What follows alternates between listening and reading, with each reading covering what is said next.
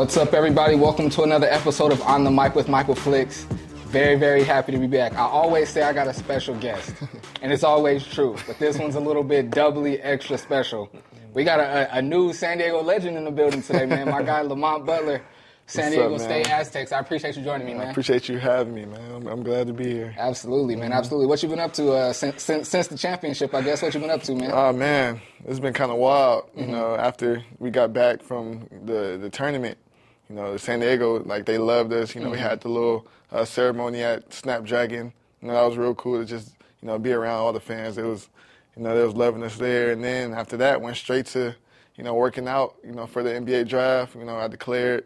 I went up to Vegas, worked out, you know, had a great time up there, you know, learned a lot, was able to work out with some teams, and now I'm back, just starting to get back working out and, you know, getting better and getting ready for this season. That's what's up. That's what's up. Now, about the draft and declaring, I don't know how any of that works, obviously. So you can declare and keep your eligibility, but then there's like fully, I don't know if they're like fully declaring. Like, what's the difference and how does that work? Yeah, so like you say, you can declare and keep your eligibility, but it's a deadline. May 31st is the deadline for you know, keeping your eligibility if you want to stay in or not. So I had to make a decision by that deadline, and then, you know, some people, they just, you know, say they go into the draft and not keeping their eligibility, so they just, you know, stay in the draft, work out all the way up to the draft. Like Nate Mensah, he on, you know, big man on our team. He's had so many workouts right now. Just he's still working out with teams, and so yeah, it's just a different route for, you know, if you want to come back or if you want to stay in. So that's all you have to do is just say that you want to keep your eligibility. Yeah. You just gotta say it. You gotta sign a letter to the NBA mail or email, and then, you know, they let you know if they confirm it or not. Okay. So is this even if you can't hire an agent though, right? Yeah, no, you can't hire an agent. Okay. You can't hire an agent. I mean, you could probably work with agents. That's what I did. I worked with an agent, but I didn't sign with him or hire him. Got you. And your agent takes you around to all the workouts and all that, or? Yeah, the agent, he just calls teams and, you know, on my behalf and sets up workouts. Figures out like draft stock, tells me like what the coaches are saying, what the GMs are saying, and stuff like that. So, okay, interesting. It was cool. Interesting. I'm glad I asked. I did not know that. Now let's get into your whole story, your whole basketball journey, man. You're from the IE, right? Yep. The IE, Inland Empire. I was born in Ontario, California, which is, you know, by, you know, Corona.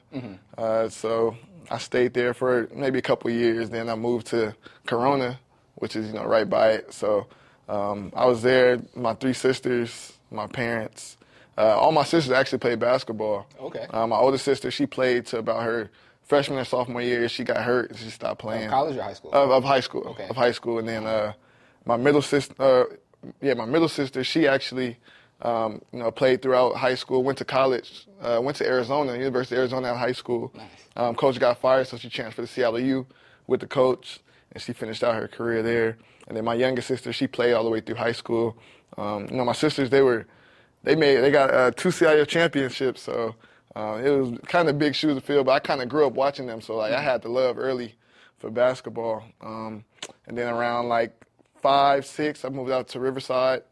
You know, for about a year. Then I moved to Moreno Valley, so I've been out there since you know, since 7 years old. And so yeah, from the IE, man. That's what's up. IE, yes sir. I love everyone that I've met that is from the Inland Empire. I mean, like most people do have a lot of pride in where they're from, but the Inland Empire, I don't know if it's because it's like a smaller area, like a tight-knit group. Everyone that I've met from there has a lot of pride in being from there. Yeah, just not a lot of people don't know about it. Everybody hear about, you know, San Diego, LA, so it's like kind of like the IE. It's like we don't really get talked about a lot, so yeah, we got a lot of pride from being. And that's one thing that I said to. I don't know if you're familiar with Mason Biddle. He's a champ here in San Diego. Yep, I know you're talking about. Yeah, I had him on the show, and I said the same thing to him. And not only just about having pride in being from there, but all the hoopers that I met from there, they play like a really like fast-paced and like aggressive style of basketball from what I've noticed. Now everyone's different. I'm not saying every single person, but it seems like a consistent theme of like at least the guards anyway. In the Inland Empire. So really we got a lot of grit, man. We just play hard, so that's what we taught out there. Now you're the baby of the family, or your sisters? Yeah, I'm the baby. I'm the baby. Yep, all 3 older sisters. They say I'm spoiled, man. I guess so, but they were like 3 extra moms to me, so. I ain't got to worry about much with them. So. Yeah, they're probably right. My little brother was spoiled. But you know what? As a kid, I'm in the middle. I have an older brother and a younger brother. No girls. There's 3 boys with us. And I always felt like growing up that my little brother was spoiled, and I still believe that he was. But one thing that my dad helped me realize, which I think is amazing, and I have 2 kids, and I have 2 sons of my own now.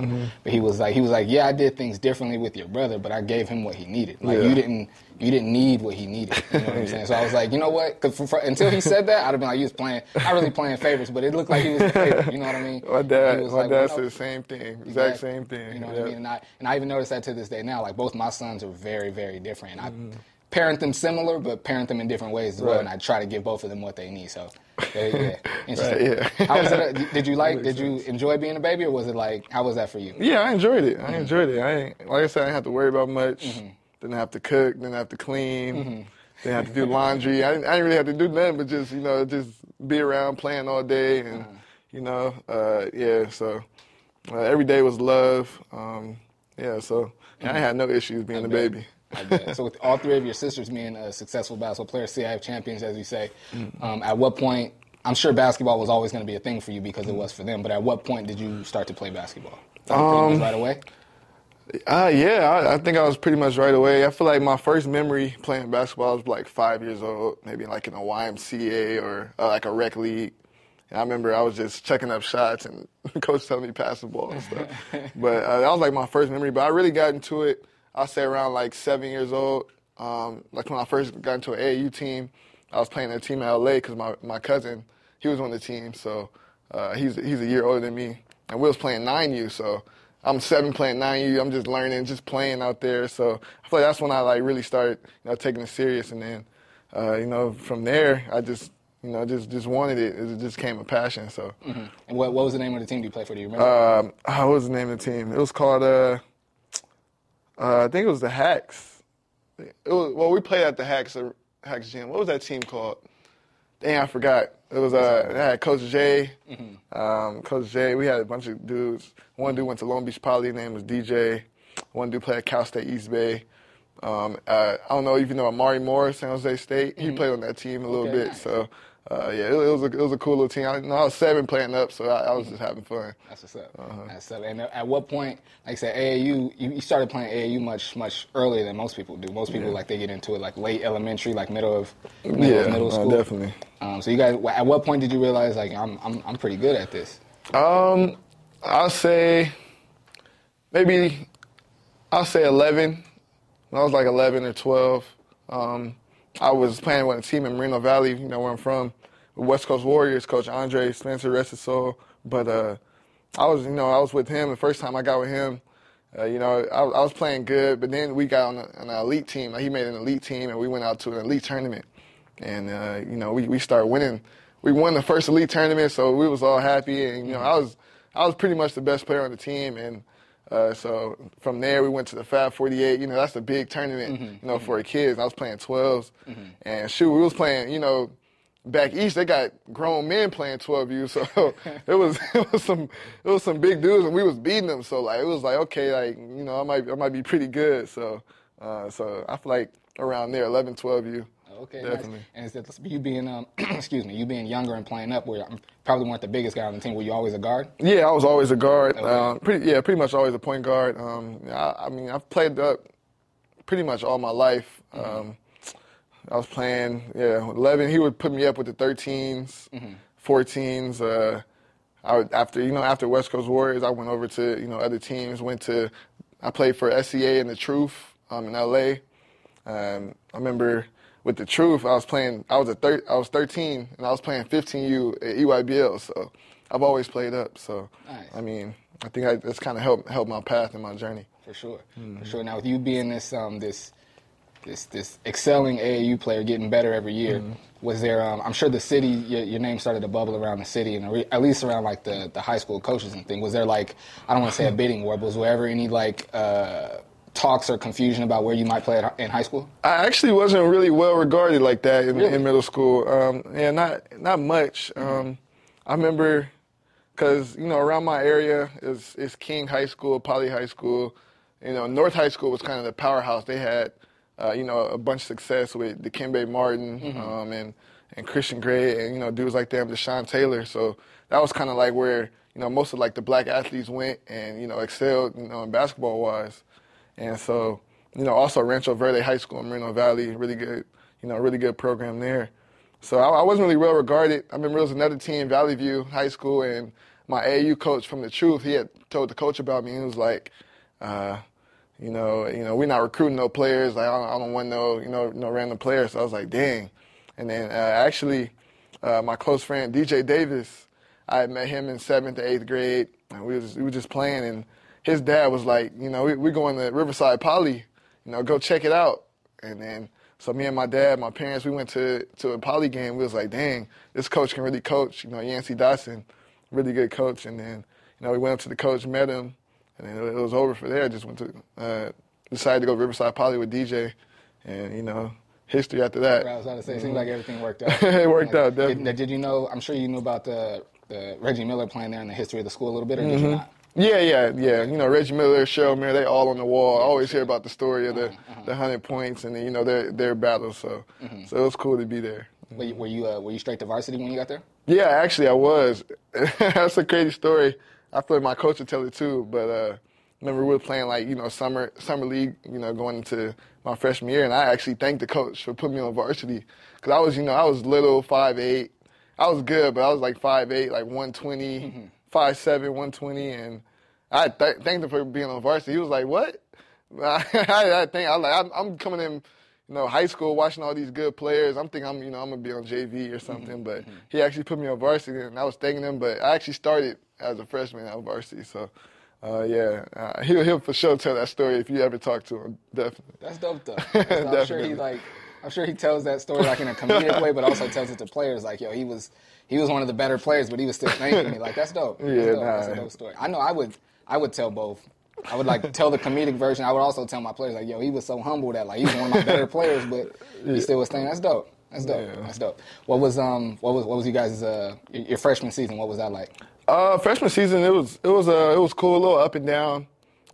Start of the year, it was really good. We was winning a bunch of games, and then I think our big man got hurt. His name Ronald. He got hurt, and then it kind of went like downhill from there. A couple people decided to transfer out. DJ transferred out. Linzel transferred out. So at the end of the year, we ended up with only 7 players. Wow. So it was only 7 of us, and we made it to CIF. But lost first round, so it was a learning experience. It was my first year. I was really just happy to be out there, just trying to make plays and stuff like that. And then I knew next year I just had to turn it up a little bit more. And then what was your sophomore year like? Sophomore year was fun. It was fun. That was a fun year. We had 7 guys back, and we added a couple people, but that's the year we made to the CIF Championship. No, even the season, throughout that, we went to Tarkanian, made it to the championship game, won the little Kiwanis tournament out there. So it was a fun year, year round.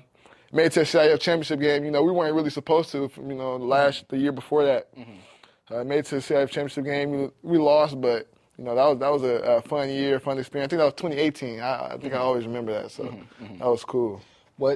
So those first 2 years, you guys didn't come out here and play in the Torrey Pines Holiday Classic? Actually, you know what? We did. Okay. We did play, actually, my freshman and my sophomore year at Torrey Pines. Okay. Freshman year was fun. I actually got hurt in the last game. I hit my head, something crazy. It was wild. And then sophomore. I've been there for that.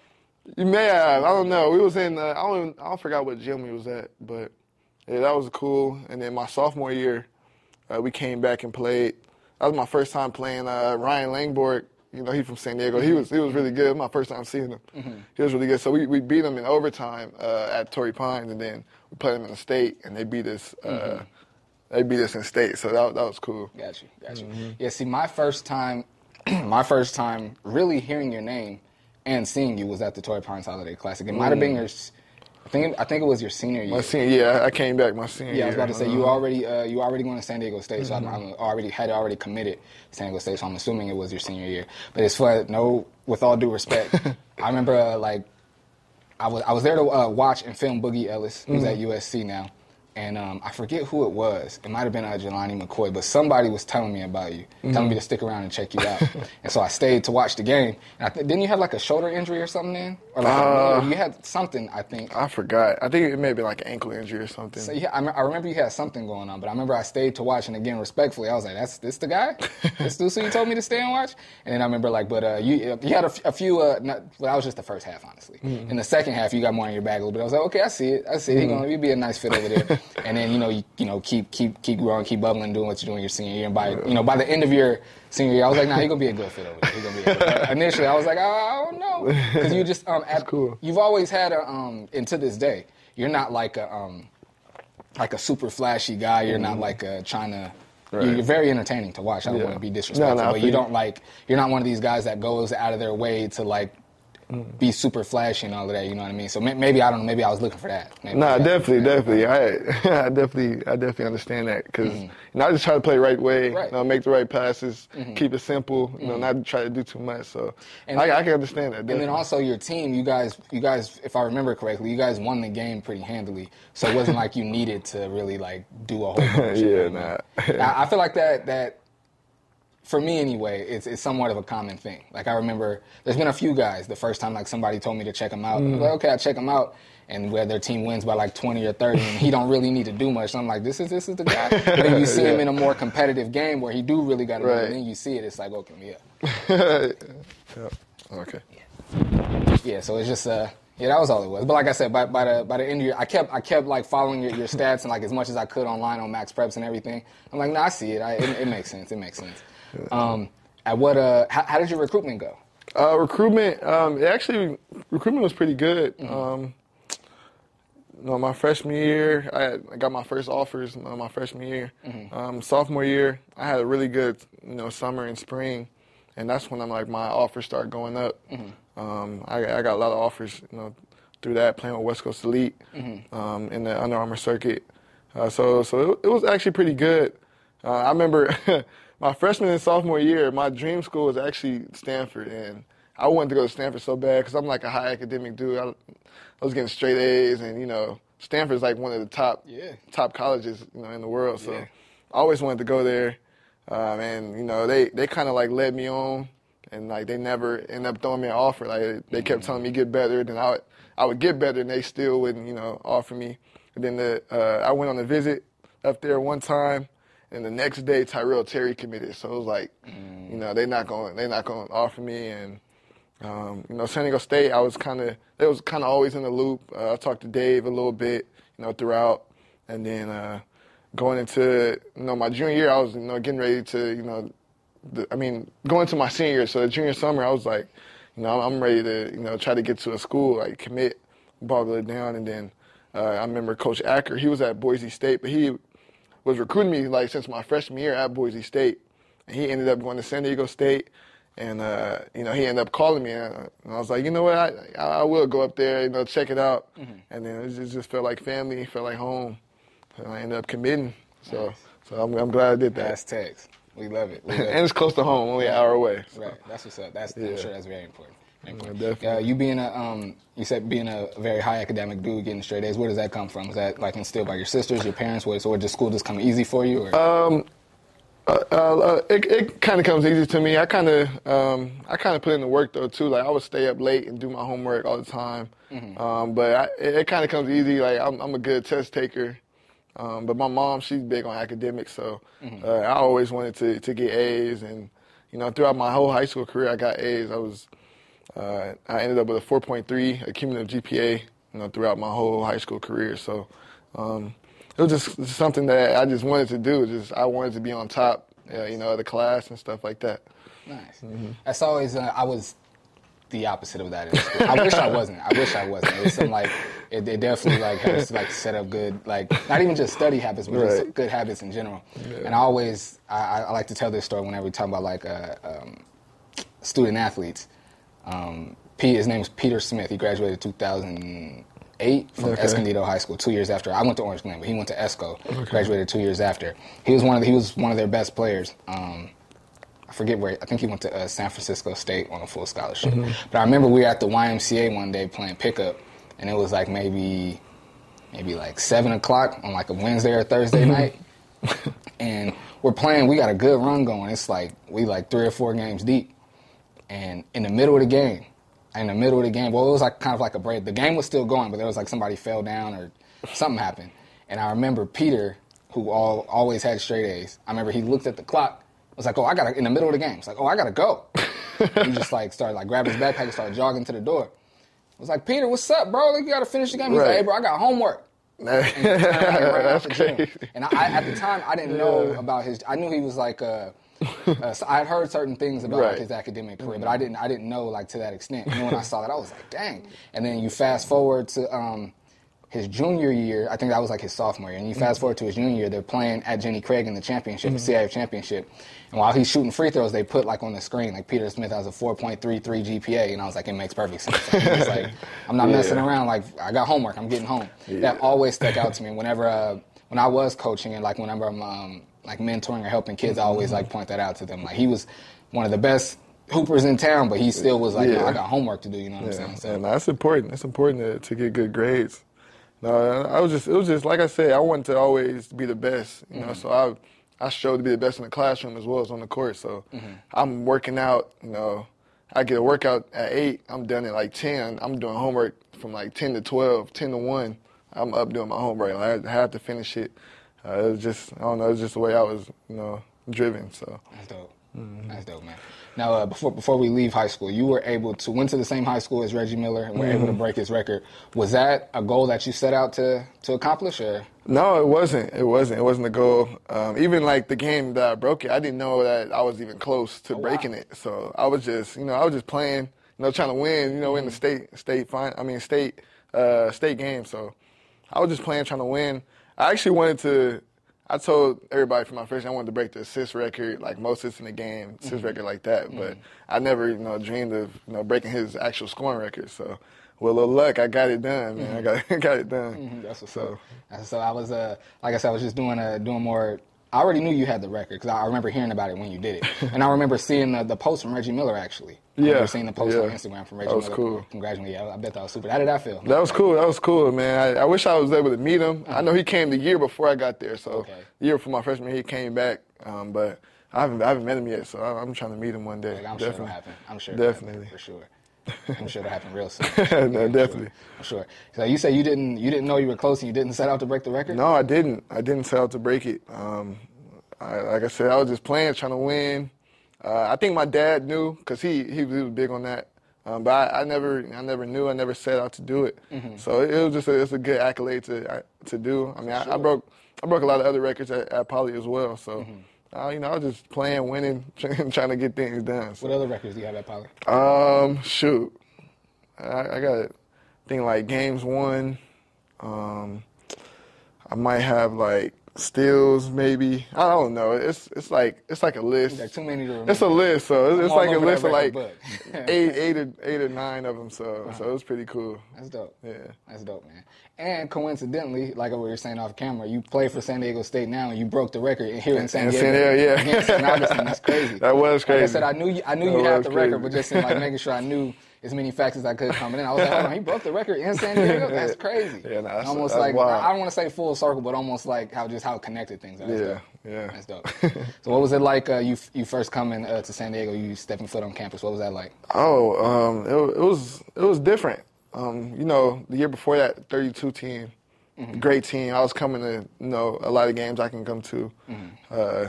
One of the best teams, you know, assembled, you know, San Diego State, Malachi, Jordan, Matt, Nate, Yanni, everything was clicking, barely losing. And then, you know, COVID happened. So, you know, they weren't able to get to the tournament. And, you know, so I was just coming in the next year trying to, trying to help things out. But COVID, we coming in first practice, we all got to wear masks. We can barely, coaches can't touch the ball, so we working out. We got to go get our own rebounds, stuff like that. So it was a different experience coming in my first year. We had to find like outside courts to play at or to work out at and stuff like that. So so my first year it was different, but going through the season, we had fun. It was a good time. I was able to, get some court time a little bit, start to earn my spot on the team. We made it to the conference tournament. I mean, we won the regular season from Mountain West, and then we made it to the conference tournament and won that, and made it to the first NCAA experience. It was different though with COVID. Things were kind of weird. You couldn't go outside for you had like a certain allotment of time to go outside. So we was only outside for like an hour. Wow. So other than that, we was in the hotel or go get some food or do film. So it was a different experience my freshman year. But I learned a lot from Matt Mitchell and Jordan Shackle. They were like kind of leaders on the team. So I was able to learn a lot, definitely. Nice. Were you familiar with San Diego at all before moving here for college? Yeah, I was. Jeremy Hemsley, he's one of my good friends, Malik Thomas. He's real close with Jeremy Hemsley. So I used to come up to San Diego State games in like 7th, 8th grade and watch them and watch the games. I got a picture with Dutch when I was little and with Jeremy when I'm little. So it was pretty cool to be able to get recruited by them, and I kind of already had a familiarity with like the fans and Viejas. So I'm just glad I was able to be in this position though, definitely. Right, I'm sure. Now you say you're able to get on the court a little bit as a freshman, begin to start earning your spot. What was the your minutes and your playing time and your production like your sophomore year? Sophomore year, I got a lot better. That summer, I went out to L.A. I was working out with Phil Scott, who's still my trainer today. I went out to L.A. I was working out with him every day out there because we still didn't have the gym access because of COVID. So I was working out there every day, and I was just trying to get better. And then my sophomore year, I started every game that I was playing in. I think maybe like the first couple because I hurt my shoulder, but I started every game. And sophomore year, it was pretty cool. We didn't accomplish what we wanted to. We didn't win the regular season or the conference tournament, and we lost first round in the tournament. But it was kind of like a coming out party for me. I started to score more. I started the year off really good. I was shooting like 47 from three. I was scoring a lot, defending well. So I started off well. Then I hurt my wrist on a dunk, like in the middle of the year. I came down the lane, came down two-hand, dunked it. Came off the rim weird. I was moving too fast or something, came off, broke my wrist. So that sat me out for a month. And then, so I was just working out with Jay Land and Coach Ack. They was putting me through hell trying to get back. Man, that month was crazy. I was tired, so tired. I really didn't get no break. Like I swear, after I broke my wrist, either the next day or the day after, I was working out, like running and stuff. Like they didn't give me no break. So that was that was interesting to go through that. Came back, started playing okay, but I was still like worried about my wrist a little bit. And then in January, my sister passed away. After Sorry to hear that. My sister passed away. So that was tough to go through. It was just hard to get back into the groove of things. With that happening, there's a lot of grief that goes with that. So that was difficult to go through, but I ended up playing after that, playing throughout the year. My family and the coaches, they just gave me room to just take things in and just keep going. So I just kept going through that, played. We ended off the year on a good note. Still lost in the tournament, but it was a learning experience again in that year, definitely. I'm sure. Sorry to hear about your sister, bro. Oh yeah, I appreciate it. Oh, you're welcome. That's one of the things that I love about sports, and specifically basketball, maybe because I played basketball more than any other sport. But just it's such like sports is just like the perfect escape. You know what I mean? It's like I'm sure it's a little bit different when after it becomes your job. But I'm sure even with, like, when it's your job, you can still, once you're on the court, you're not thinking about your agent or your contract or anything. You're just like, I'm here to hoop. All I'm thinking about, all I'm caring about is hoop. I know that's what I didn't realize that I used basketball to vent and to, like, escape from things until I stopped playing. Yeah. You know what I mean? I've said on the show before, I was more of a football player in high school. I played basketball too, but I didn't get much playing time. I started in football. But I got really into basketball after I graduated because you can always find somewhere to play. Right, definitely. You know what I mean? And just, like I guess I just didn't realize, like, how much, like, because I'm loud and crazy and I talk a lot when I hoop. Like, so it's just, like, the perfect way to just any frustration, anything you're thinking about, you can just fully let it out on the court, definitely. you know what I mean, and return back to life a little bit lighter, I would say. You know what I'm saying? I agree with that. I agree with that. Basketball kind of took my mind off of everything that was going on, like even with my wrist injury or, you know, with my sister passing. It kind of just took my mind over and I was able to, you know, free myself from everything else and just focus on basketball. And it just kept my head straight and kept my goals oriented to where I wanted to be. I hear you. What are some things that you do to kind of, like, when you do need a break from basketball, like, what are some of the things you do off the court? Oh, you know what? I don't really do much like that. I like to just hang out with the guys, man.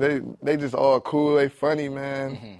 We hang out a lot, man. Every day. Them dudes is hilarious, bro.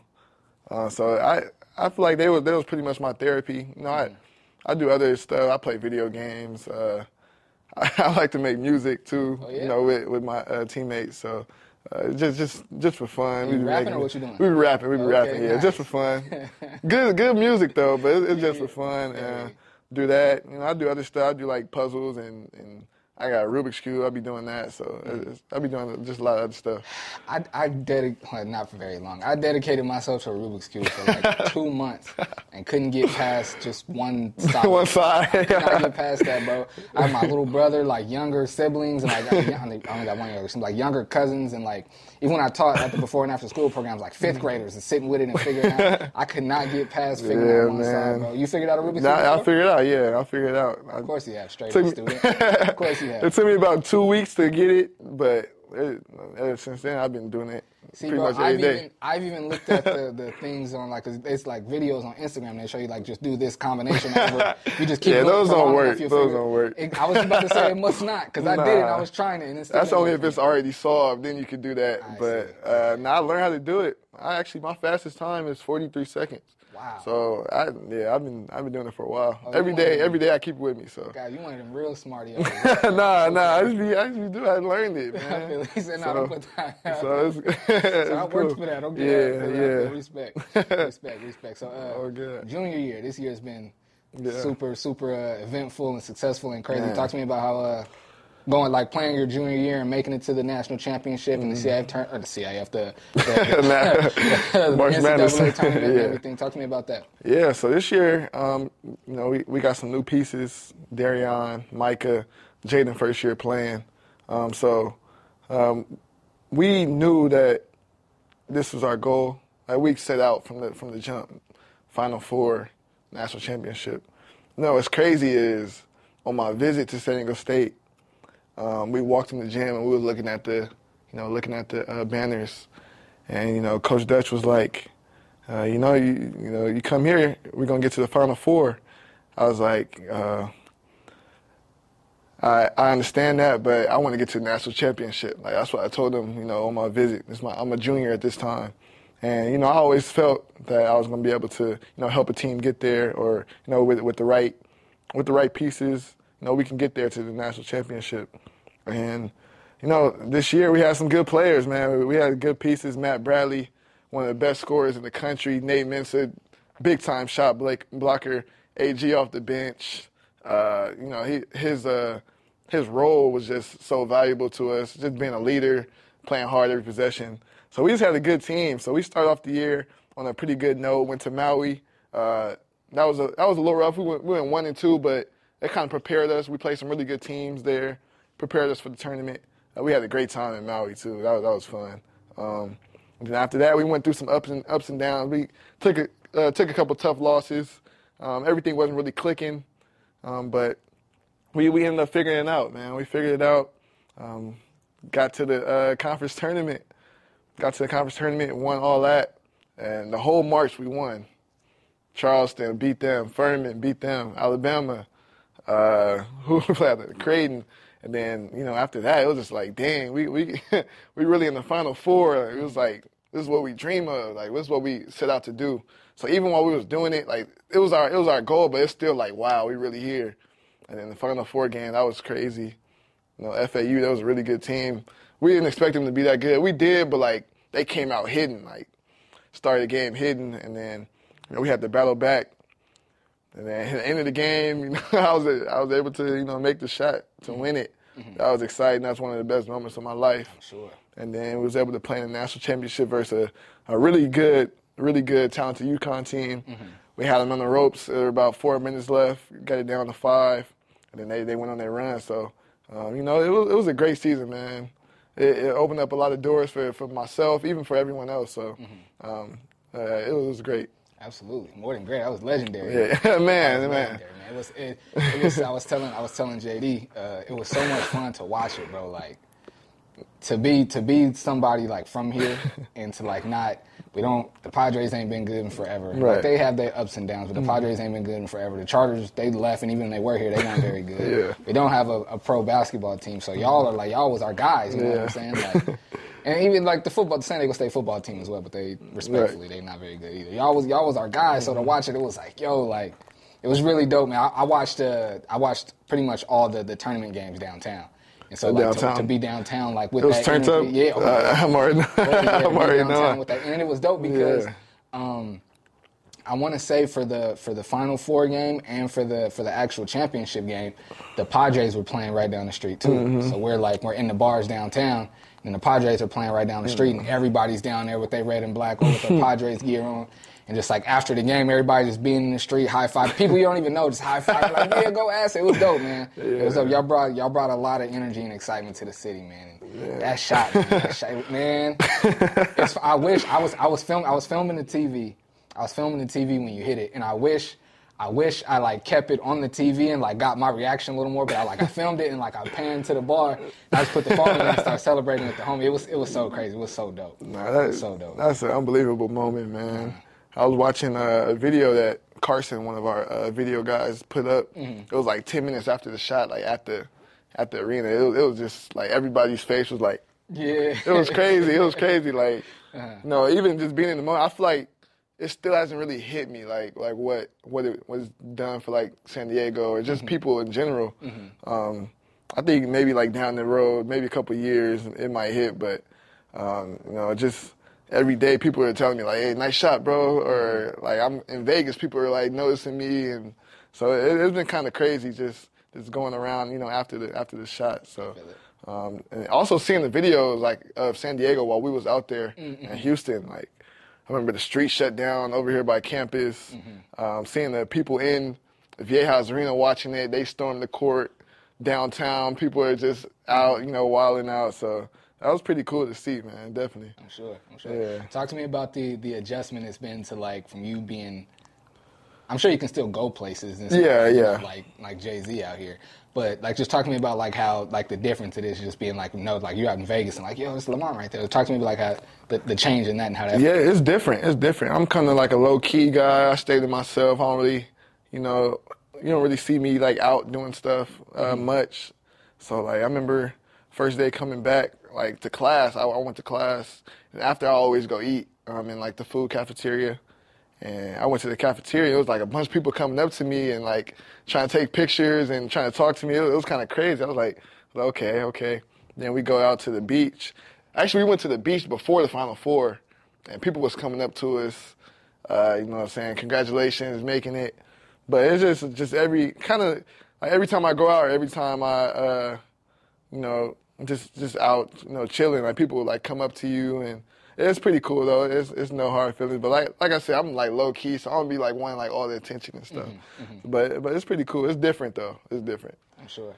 I could tell you're a low key guy, and honestly, when I came up to you and introduced myself when you were at the senior game, the San Diego senior not showcase, but just the end of the year the like senior all-star game, the senior all-star game.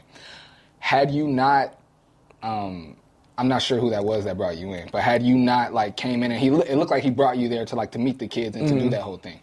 Had that not been the case, I probably wouldn't have come up to you. Just because I could just looking at you and just like the times that I've like, because before, you guys went on this run, I have been in the same space as you a couple of times. And I could just tell that you're just like a chill dude. You're not really, you know what I mean? Yeah, no, definitely. So had he not brought you there to like, to meet people and to be introduced to like the kids and all that, I probably wouldn't have come up to you just because I could tell that. Yeah, from you, So I'm glad, definitely glad I did come up to you though. You're super, and one thing I was telling my brother, and I think I was even telling Heather, one thing I appreciated about coming up to you and meeting you is just like you like just regular, just super like calm and cool and just regular. It's easy to, especially you being fresh 20. Happy belated birthday by the way. But you just being like 21 years old and it's like on top of the world now. It'd be easy to like, man, watch out. Yeah, no, definitely. I'm Lamont. It'd be easy to do that, and somewhat understandable. You know what I mean? It's like I'm finna be working out for the NBA. Like I ain't got time for this. It's somewhat understandable, but it's somewhat. Yeah, I'm not like that at all, man. It's dope that you're still very, very, very approachable and still very humble with all this. Yeah, no, I'm not like that at all, man. People will be like coming to me like, oh yeah, you're a superstar. Like nah, I'm just regular Lamont, man. I just play basketball. I just hoop and. I don't want all the stardom and stuff. I just want to just be a regular guy and chill out. I enjoy when people come up to me. I'll talk to them. I'm very personable. I'm going to have a conversation with you. But, I just all the stardom and the fame and all the cameras, like that's not me. I just want to just chill and just be with my people. That's good to know. Yeah. That's good to know. Now, I put it on because a lot of the kids, a lot of the hoopers, high school hoopers here in town, they follow me. I don't want to say they like necessarily listen to what I say, but I do know a few of them definitely watch and watch what I post. And so when you hit the shot, I definitely wanted to. I highlighted on my page that it was a mid-range jumper, not a three-point. I think the mid-range is a lost art. You know what I mean? It's slowly coming back. They're trying to get rid of it, man. It's slowly coming back. But talk to me about how much work and how many reps you put into your mid-range game. Because it's a lost art. Like, people dribble and they shoot threes and they attack the bucket, but not everybody shoots from the mid-range. Right, yeah. In high school, I always shot the mid-range. That was like a shot that I always used to go to. I was just really comfortable with that shot. And like my first 2 years in college, I didn't shoot it at all. I don't know why. I just threes, layups, because that's kind of like what people want to see. They want to see you get into the rim or you shoot threes. A lot of people teach that as well. Yeah. I mean, that's kind of like what it goes to. And then I remember my coach telling me, like, after the season, like, you got to work on your mid-range game, like either get a floater or, pull up. And I already, shot pull-ups in high school and stuff like that.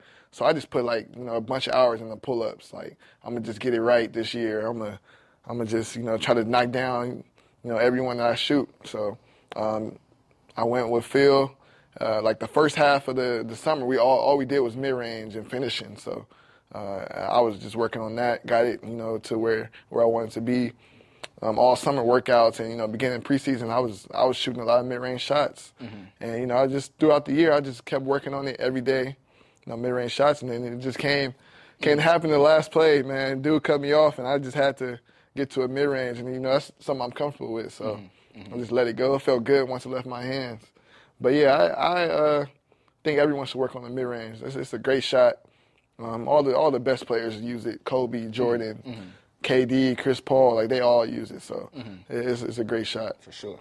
And it was yours, man. That was beautiful, man. Like the drive, like it looked like you were committed to fully attacking the middle and then stop on a dime and pull up with that. It was so pretty to watch, bro. No, I've watched it like I can't tell you how many times and how many kids I've shown it to. Like look at this film, look at how he starts. So good to watch. It's crazy because my guy, Justin Downer, he was coaching me at Poly. He's kind of like a mentor. He's really family to me. He was showing me like video. He sent me a video. It was like someone like breaking down like the form of the shot. And he sent me like an old video of us working out. Like, look at how bad your form was when we first started working out. Like, I was never really like a shooter or nothing like that. And then he's like, it's crazy to see that people are like looking at your form and saying it's like great. So just credit to all the work we put in, man. Definitely. That's dope. How was you said it's changed a lot. Like what, talk to me about some of the ways like it's changed, like some of the ways that performance has changed your life and your career. You're saying the performance? Well, you said a little bit earlier, a few minutes ago, you said how just going on that run and how it's like kind of like open doors and championships for you. Just talk to me a little bit about that. I've got more NIL opportunities coming at. Nothing like too crazy, but just people buying the shirts that I'm putting out, or being able to connect with different businesses. I connected with Jersey Mike's, Urban Outfitters, San Diego Loyal, the professional soccer team out here. So I've been able to connect with a bunch of different people. I want to be an entrepreneur when I grow up. I end up, stop playing basketball. I want to own my own businesses. So I've connected with people in that avenue as well. So it's just been great to meet people and network. And it just allowed me to also get to the, NBA thing, be able to go out to the NBA draft and, work out for teams and teams knowing me. Not just for the shot, but just knowing my name and stuff like that. So I feel like it just opened doors, in plenty of ways. Nice. Mm-hmm. Good for you, bro. What type of businesses do you want to open once your basketball career? See, I don't really know that yet, but I know I want to own a business. Sports been all my life, so I think it'll probably be something sports related. So I think something sports related. What's your major? Business management with specialization in entrepreneurship. So. Oh, nice. Oh, fits. Yeah. Nice. Yeah, that's the goal, man. I might have to open, I was about to say boutique, but your thing is probably going to be a little bigger than that. Because I'm saying you're already selling the shirts. Might be a nice segue. Yeah, I need to start doing something, man. I just launched a website for my shirts and stuff, so I'm trying to get it going. Yeah, I'm going to tap into that as soon as it's over. Oh, yeah, appreciate it. Yeah, definitely. Sure. Yeah. Got to. Yeah, I wish I would have been on point. I would have had one here for the interview. all good, man. For sure. Where can people find those shirts to buy? Yep. The link is in my bio on Instagram, kocreatorshop.com/Lamont Butler. It's on there. Go get some shirts. I got 2 new shirts with a new logo I just put out. It says the Butler did it. It has my shot. So go out there and support. Thank you. Nice. The Butler did it. I love it. Yes, That's dope. That's dope. Yes, I love it. Y'all go grab a shirt, man. Go grab a shirt. What's kind of the I'm sure you're going to continue to work on your game, but what's kind of like, what are you doing until next basketball season? Like I said, I know you're working out, but just the other things you're into. Like I said, I'm going to be working on my game. And I'm always in the gym. Other than that, I just be chilling. I'll be with my family. Playing the Swish? You going to play in the Swish for me? No, I'm not playing the Swish this year. I'm not playing the Swish this year. Nothing wrong with the Swish, but I'm just not playing it this year. I might have a Drew League appearance this year. Ask that next. Might play in that, but I'll just be working out, definitely, just working on my game. Taking the NBA feedback and trying to, apply it to this year. And just, try to be a better leader. I'm just trying to grow in my leadership, grow in my voice with the team. I feel like, I won't say just this run, but just this year has allowed me to grow in that aspect. So I'll be working on that, try to get the young guys going. Not even for next year, but just for the rest of their career. And, allow them to, grow into their game a little bit. Nice. Are you more of a vocal leader or more of like a just follow my lead type of I'm usually more of a follow my lead, like lead by actions. Just try to like play hard and, just work out every day and just try to show guys what it is. But, as a point guard, you got to be vocal. Everyone tells me that. You just got to. It's just what it is. Chris Paul, John Morant, those guys are, talking every day in practice, getting guys to get to the right spots, telling guys where to go. So I feel like that's just the next step, just, allowing my voice to take over, practices, take over games, and, just allow myself to lead teams to win. So Nice. Well, you being a SoCal kid, are you a Lakers fan or you? Yeah. Okay. Yeah, I'm a Lakers fan. LA Lakers lost to the Nuggets, but I guess that's a good team. I was gonna say, at least we lost to the champs. At least we lost to the champs, man. But yeah, Lakers, we got a lot of stuff to figure out. Hopefully, we get it going, man. Right. Who's your favorite NBA player? All time, Kobe Bryant. Rest in peace. I don't really got to say much, man. Mamba mentality. I feel like he's the greatest player ever. But I also really look up to Chris Paul, as a point guard, and just the way, he controls the game, mastering the pick and roll. It's just not much that he can't do. He's kind of going the downhill now, but, just in his prime, watching him with the Pelicans, Clippers, he's just a joy to watch to me. For sure. He's not the biggest dude, but his impact is crazy. So Chris Paul, I'll say him definitely. while we're talking NBA, I meant to ask it a couple minutes ago. Tell me what those NBA workouts are like. Oh, the NBA workouts, they were fun, actually. I enjoyed them. You go in, it's you and 5 other players, so it's a total of 6. And, most of the time you're doing, 3-on-3. You playing 3-on-3, they're trying to see you. I don't mean to cut you off. Those other 4 or 5 guys, are they also college players? Are they like from overseas, or like where are these? Usually other college players that's, entering to the draft or trying to. That makes sense, okay. Some people kept their eligibility, but, people that entered or declared their name for the draft. Mm-hmm. Yeah, so it's just that it's usually top college guys. So, the competition's risen. You shoot. And, they want to see you shoot. They want to see you move. And then you're able to interact with the staff and stuff like that. You also do, like, the little combine testing and things there. So it was pretty fun. I did 3. I did Memphis, Milwaukee, and Utah Jazz. So I had a good time. I enjoyed it. Nice. Mm-hmm. If you get what kind of feedback did you get from those? Are they like trainers, scouts, like what? Yeah, like scouts, GMs. What kind of feedback did you get? They really like me. They said they would. They said they definitely believe that I'm an NBA guard, like even now to this day. But I kind of got on the scene late, so the tournament kind of helped my start. They really didn't know about me before the tournament, so. It was just kind of late, so most of the deals I was getting was like 2-way deals, and I just feel like next year I can up my stock and be a better player, and their eyes are gonna be on me the whole year, so they're gonna be able to see me, and that's kind of one of the reasons why I decided to come back. But everything was good. I didn't get no negative things. They said my shot's coming along, like they see it coming along. The reads I'm making, like they said, they want my voice to be a little bit more, but like they said I was talking and stuff, so feedback I gotten was great, and I'm just gonna be able to improve on that next year, and keep getting better, and next year try to get a high draft pick next year. Absolutely, I see it for you, bro.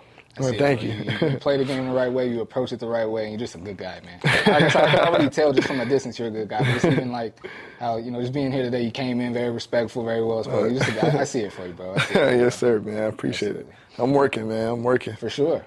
Good to know. I think that was all I had for you today, bro. All good. I appreciate you coming in and chopping it with me, bro. As soon as I was already, I think I reached out even before the tournament, actually. You, Darion, JD, a few guys I had reached out to. Okay, and graciously, all of you guys said that you would do the show. I got checked 2 of you guys off the list. Good. Keep knocking on them other doors. Yeah, get Darion up there, man. I ran into him. I want to say a month ago downtown, and I had already. I met him at the Swish last year, and we had already communicated a little bit on Instagram in the DMs. But I seen him. We were in the same. We were in the same space. Yeah. And I was like, I ain't finna.